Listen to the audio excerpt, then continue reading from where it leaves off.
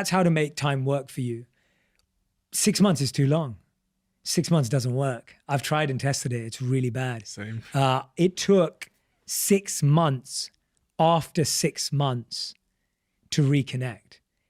And I literally felt like it was like a rule that for every day I was apart, I had to spend a day of quality time with that person to refine and rediscover and to sustain and to evolve and grow a relationship. And I literally felt that 6 months apart took me 6 months with my wife to get back to where we were before those 6 months.